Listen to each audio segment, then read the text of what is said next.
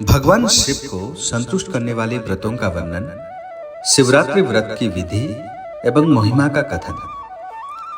ऋषियों के पूछने पर सुत जी ने शिव जी की आराधना के द्वारा उत्तम एवं मनोवांछित फल प्रदान करने वाले बहुत से महान स्त्री पुरुषों के नाम बताए। इसके बाद ऋषियों ने फिर पूछा, व्यास शिष्य, किस व्रत से संतुष्ट होकर भगवान शिव उत्तम सुख प्रदान करते हैं?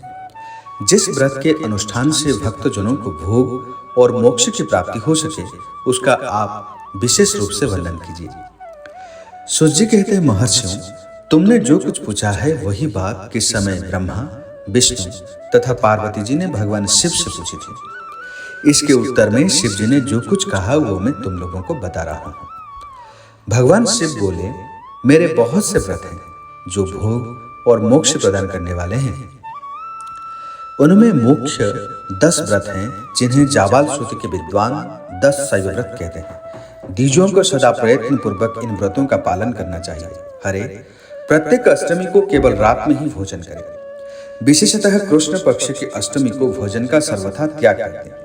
शुक्ल पक्ष की एकादशी को भी भोजन छोड़ दें, किंतु कृष्ण पक्ष की एकादशी को रात में पूरा पूजन करने के पश्चात भोजन किया जा सकता है। शुक्ल पक्ष की त्रयोदशी को तो रात में भोजन करना ही चाहिए, परंतु कृष्ण पक्ष की चतुर्दशी को शिव व्रतधारी पुरुषों के लिए भोजन का सर्वथा निषेध है। दोनों पक्षों में प्रत्येक सोमवार को प्रयत्न पूर्वक केवल रात में ही भोजन करना चाहिए। शिव के व्रत में तत्पर रहने वाले लोगों के लिए ये अनिवार्य नियम है। इन सभी व्रतों में व्रत की पूर्ति के लिए अपनी शक्ति के अनुसार शिवभक्त ब्राह्मणों को भोजन कराना चाहिए। द्विजों को इन सब व्रतों का नियम पूर्वक पालन करना चाहिए। जो द्विज इनका त्याग करते हैं वो चोर होते हैं। मुक्ति मार्ग में प्रवीण पुरुषों को मोक्ष की प्राप्ति कराने वाले 4 व्रतों का नियम पूर्वक पालन करना चाहिए।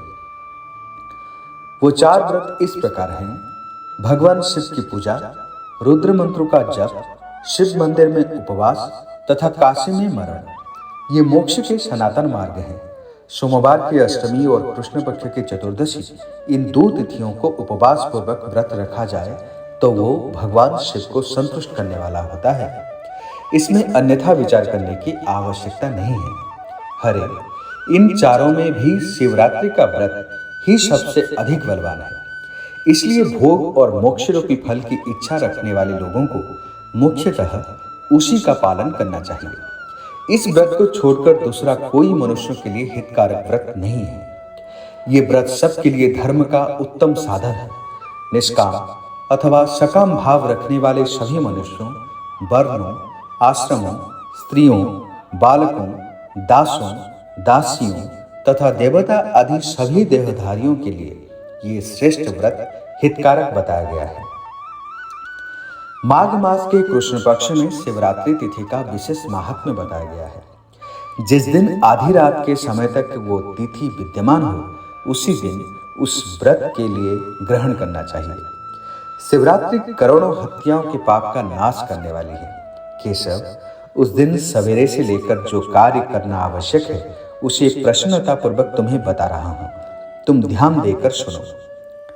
बुद्धिमान पुरुष सवेरे उठकर बड़े आनंद के साथ स्नान आदि नित्य कर्म करे। आलस्य को पास न आने दे। फिर शिवालय में जाकर शिवलिंग का विधिवत पूजन करके मुझ शिव को नमस्कार करने के पश्चात उत्तम रीति से संकल्प करे। संकल्प इस प्रकार है: देव देव महादेव नीलकंठ नमस्तुते, कर्तुमिच्छाम्यहं देव शिवरात्रि व्रतं तव। तव प्रभावत्येवेश निर्विघ्नेन भवोदिति, कामाद्याः शत्रवो मां वे पीड़ां कुर्वन्तु नैवहि। देव देव महादेव नीलकंठ, आपको नमस्कार है। देव, मैं आपके शिवरात्रि व्रत का अनुष्ठान करना चाहता हूँ। देवेश्वर, आपके प्रभाव से ये व्रत बिना किसी विघ्न बाधा के पूर्ण हो और काम आदि शत्रु मुझे पीड़ा ना दे। ऐसा संकल्प करके पूजन सामग्री का संग्रह करें और उत्तम स्थान में जो शास्त्र प्रसिद्ध शिवलिंग हो उसके पास रात में जाकर स्वयं उत्तम विधि विधान का संपादन करें। फिर शिव के दक्षिण या पश्चिम भाग में सुंदर स्थान पर उनके निकट ही पूजा के लिए संचित सामग्री को रखे। तदअनंतर श्रेष्ठ पुरुष वहां फिर स्नान करें। स्नान के बाद सुंदर वस्त्र और उपवस्त्र धारण करके 3 बार आचमन करने के पश्चात पूजन आरंभ करें।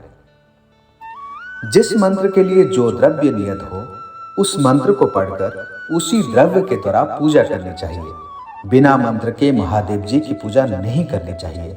गीत, वाद्य, नृत्य आदि के साथ भक्ति भाव से संपन्न हो रात्रि के प्रथम प्रहर में पूजन करने के विद्वान पुरुष मंत्र का जप करें। यदि मंत्रज्ञ पुरुष इस समय श्रेष्ठ पार्थिव लिंग का निर्माण करे तो नित्य कर्म करने के पश्चात पार्थिव लिंग का ही पूजन करें।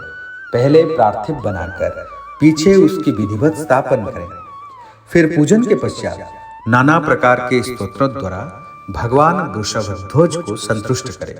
बुद्धिमान पुरुष को चाहिए कि उस समय शिवरात्रि व्रत के महात्म्य का पाठ करें। श्रेष्ठ भक्त अपने व्रत की पूर्ति के लिए उस महात्म्य को श्रद्धापूर्वक सुने। रात्रि के चारों प्रहरों में 4 पार्थिव लिंगों का निर्माण करके आवाहन से लेकर विसर्जन तक क्रमशः उनकी पूजा करें और बड़े उत्सव के साथ प्रसन्नतापूर्वक जागरण करें।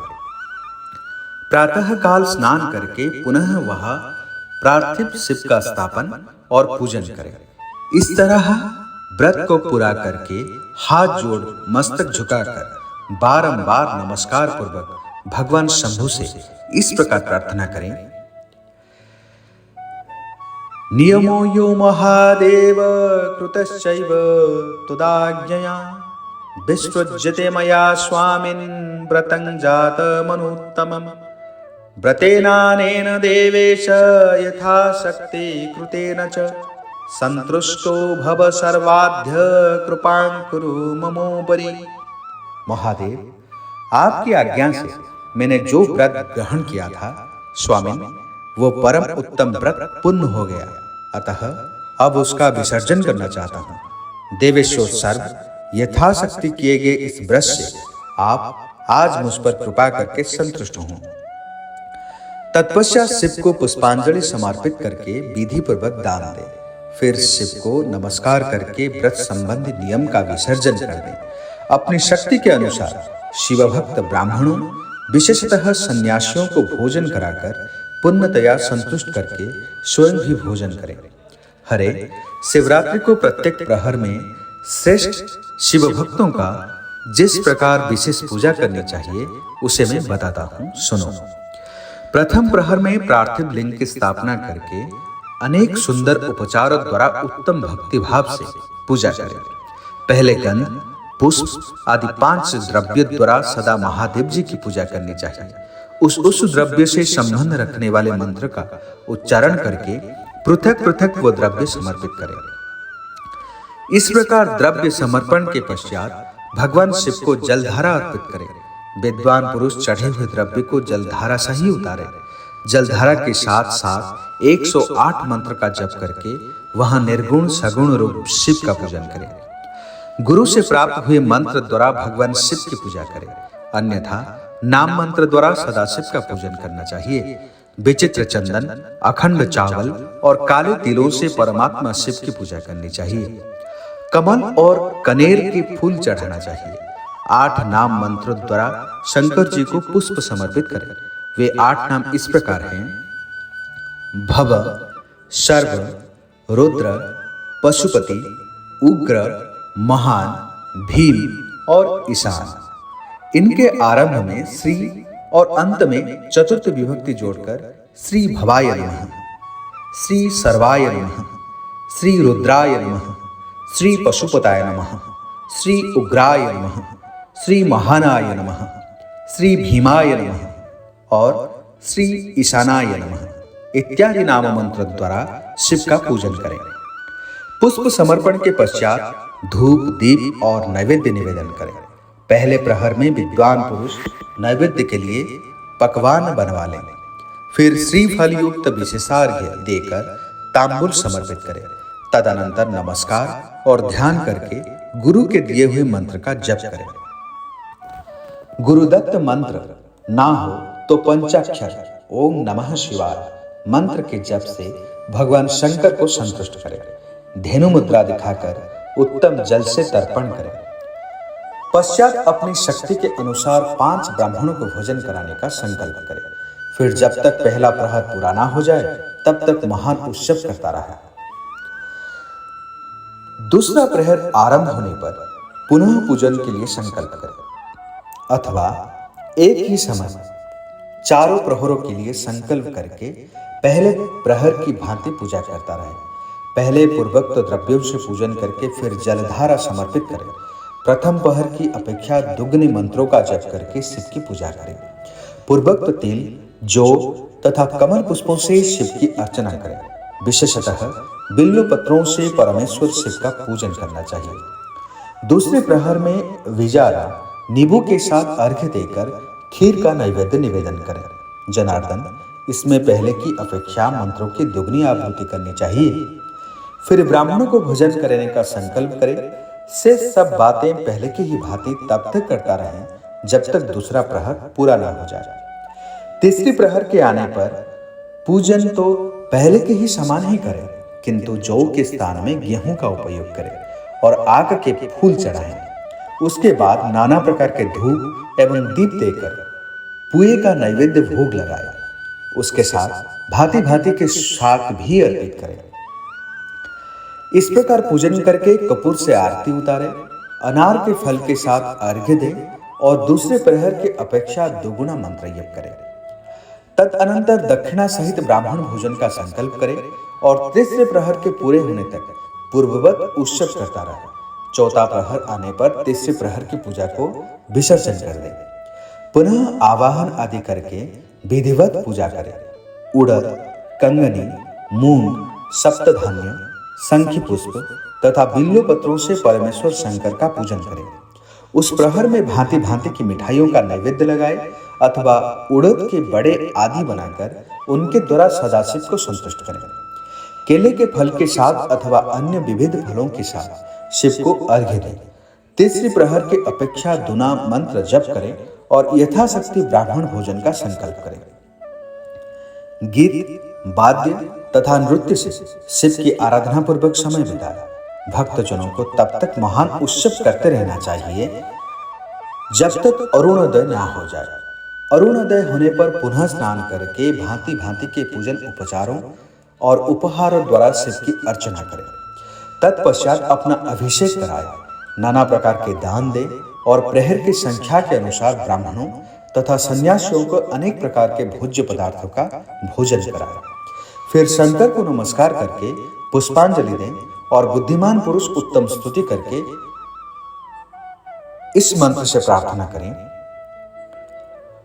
ताव कस्तोदगत प्राण स्तचितोहं सदा मुड़ कृपानिधे इति ज्ञात्वा यथा योग्यं तथा कुरु। अज्ञानादधि वा ज्ञान जग पूजादिकं मया कृपानिधि त्वज्ञातेव भूतनाथ प्रसीद मे। अनेनैवोपवासेन यज्ञातं फलमेव च तेनैव प्रीयतां देवः शंकरः सुखदायकः। कुले मम महादेव भजनं तेस्तु सर्वदा मा भूतस्य कुले जन्म यत्र त्वं नहि देवता। सुखदायक कृपा निधान से मैं आपका हूँ, मेरे प्राण आप में ही लगे हैं और मेरा चित्त सदा आपका ही चिंतन करता है। ये जानकर आप जैसा उचित समझें वैसा करें। भूतनाथ, मैंने जानकर या अनजान में जो जप और पूजन आदि किया है उसे समझकर दया सागर होने के नाते ही आप मुझ पर प्रसन्न हो। उस उपवास व्रत से जो फल हुआ उसी से सुखदायक भगवान शंकर मुझ पर प्रसन्न हो। महादेव, मेरे कुल में सदा आपका भजन होता रहे। जहाँ के आप इष्ट देवता ना हो उस कुल में मेरा कभी जन्म ना हो। इस प्रकार प्रार्थना करने के पश्चात भगवान शिव को पुष्पांजलि समर्पित करके ब्राह्मणों से तिलक और आशीर्वाद ग्रहण करें। तदअनंतर शंभु का विसर्जन करें। जिसने इस प्रकार व्रत किया हो उसमें दूर नहीं रहता। उस व्रत के फल का वर्णन नहीं किया जा सकता। मेरे पास ऐसी कोई वस्तु नहीं है जिसे शिवरात्रि व्रत करने वालों के लिए मैं दे न डालूं। जिसके द्वारा अनायास ही इस व्रत का पालन हो गया, उसके लिए भी अवश्य ही मुक्ति का बीज वो दिया गया। मनुष्य को प्रतिमास भक्ति पूर्वक शिवरात्रि व्रत करना चाहिए। तत्पश्चात इसका उद्यापन करके मनुष्य सांगोपांग फल लाभ कर सकता है। इस व्रत का पालन करने में मैं शिव निश्चय ही उपासक के समस्त दुखों का नाश कर देता हूँ और उसे भोग मोक्ष आदि संपूर्ण मनोवांछित फल प्रदान करता हूँ। सूत जी कहते हैं, महर्षियों, भगवान शिव का ये अत्यंत हितकारक और अद्भुत वचन सुनकर श्री विष्णु अपने धाम को लौट आए। उसके बाद इस उत्तम व्रत का अपना हित चाहने वाले लोगों में प्रचार हुआ। किसी समय केशव ने नारद जी से भोग और मोक्ष देने वाले इस दिव्य शिवरात्रि व्रत का वर्णन किया था।